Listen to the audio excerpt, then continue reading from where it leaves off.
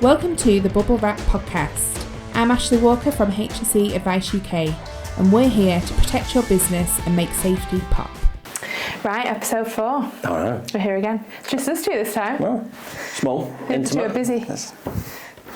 Or maybe they just don't want to come back. Yeah, well, sod 'em. Right, so culture and claims. No.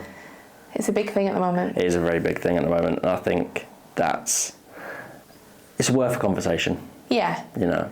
There's two ways of thinking about it, I suppose. So, I mean, even this week I had a conversation with someone who has previously had a substantial personal injury claim from an employee who was injured, a bad injury, which totally could have been prevented, should have been prevented.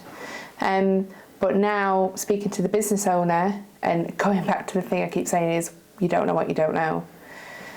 Coming from an industry, they've worked in that industry since they were 16 as an apprentice. It was a family-run business. They've grown up in that same company, different management levels, all the way is now managing director. And they've had health and safety people in before, but speaking to him recently, they've not had anyone in the last maybe 4 to 5 years. Oh wow. Quite a big company, you know, there's over 50 employees.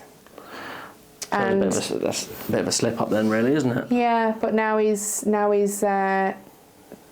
decided that it's time to do things properly and make sure they don't go through the pain again from that employee becoming hurt, being off work, affects production, claim, I think court.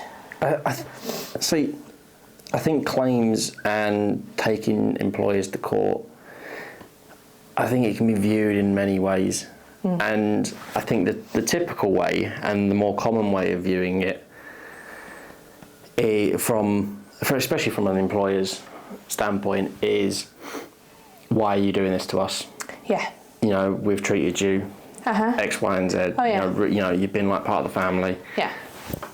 Guilt tripping. Exactly.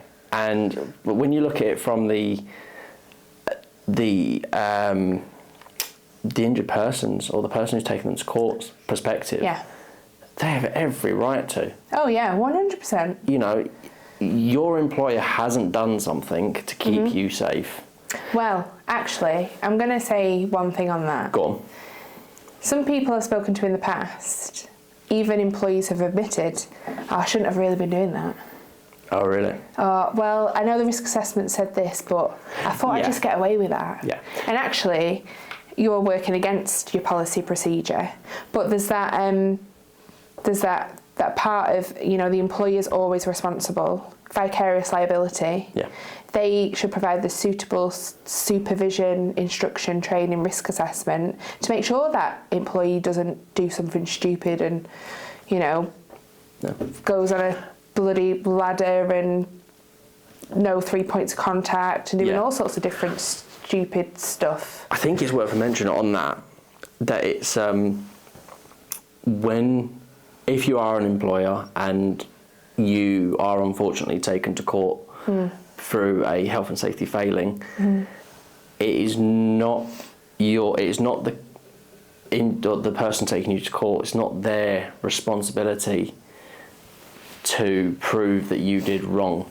It's you as the employer to prove that you did everything right. Okay. So that's where they will get you. Yeah. And that's where they, you know, a lot of people who go to court, that's where they trip up, because they'll look at them and go, right, well, we didn't do everything right. Because we didn't do this or we didn't do that, or, you know. I mean, it's a few things we've talked about in the previous podcast: that suitable and sufficient risk assessment done by a competent person, the instruction, information, training, the culture piece, everything just ties into it, doesn't it? It's a massive world of,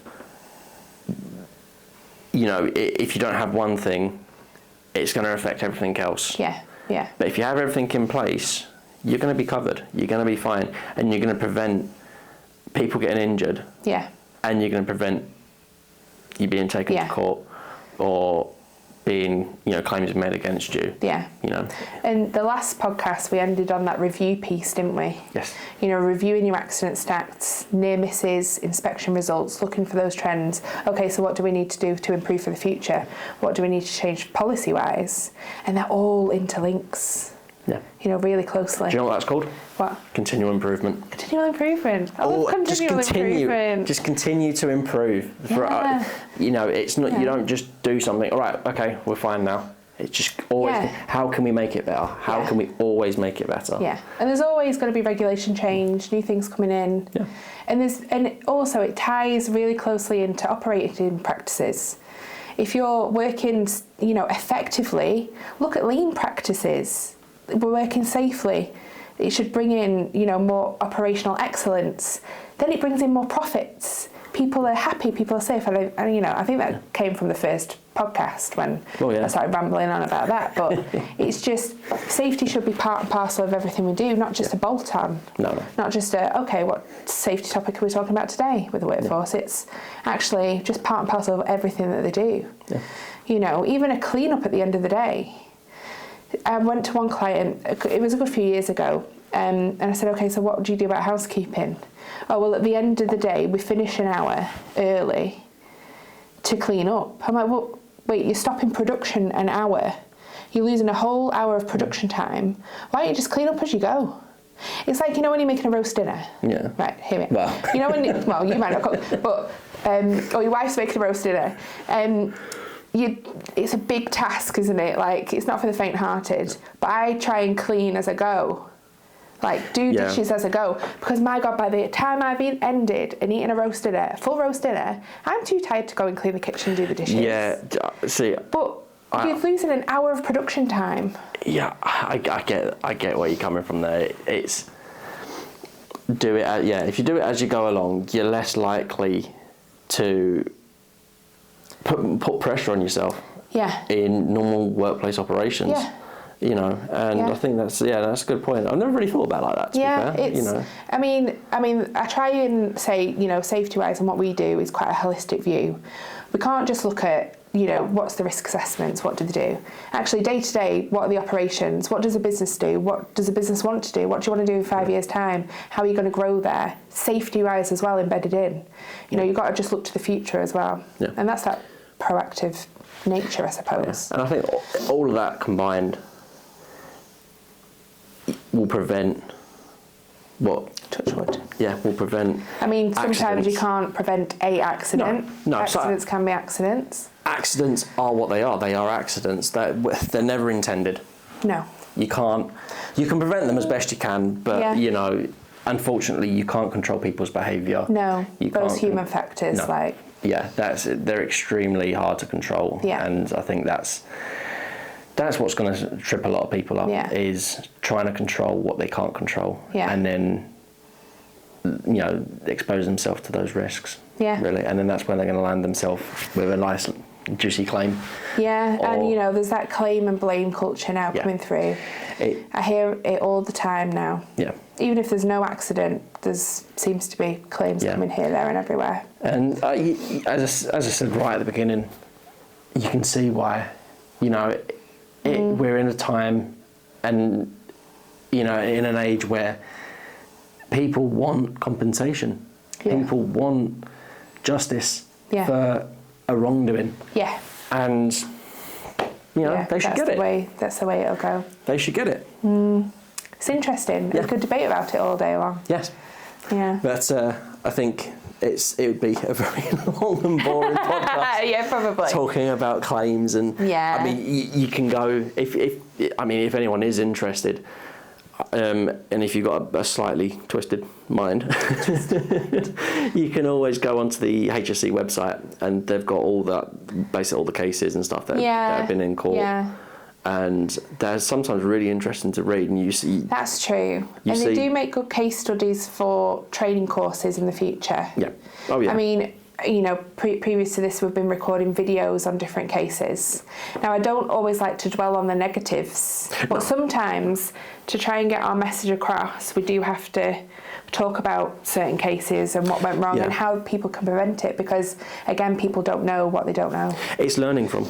Yeah. So it's learning from, you can go on to, you can read one of these cases and it's about, someone who's had their arm trapped and, no longer has use of it or something. Yeah. It's absolutely tragic and absolutely heartbreaking to read it for the person. But then if you're a business and you're reading that business that was involved in that was fined 900, 1,000, £1 million for that one incident, that could have been easily prevented. Yeah, I know. I know. And I think... But it's that everybody's responsible for everyone's health and safety. Yeah. It's not all on the employer. No. It's not all on that line manager or supervisor. It's everybody. Yeah. So they should be reporting near misses, observations, even opportunities for improvement, observations, anything like that. And not just safety, environmental. Oh, yeah. There's all sorts. But it's, again, down to that culture piece. Yeah. Great. I think that's a nice place to end it. Yeah, food for thought, that. Yeah, exactly. Don't get sued and... Don't get sued. Well, get in touch if you want to help to prevent sued. No. Right, thanks. Cool. No worries, thank you. Thank you for joining us today. If you enjoyed our episode, please subscribe to our channel. All links to our social media are in the description below, and if you have any questions, please leave a comment or message us. Bubblewrap, to protect your business.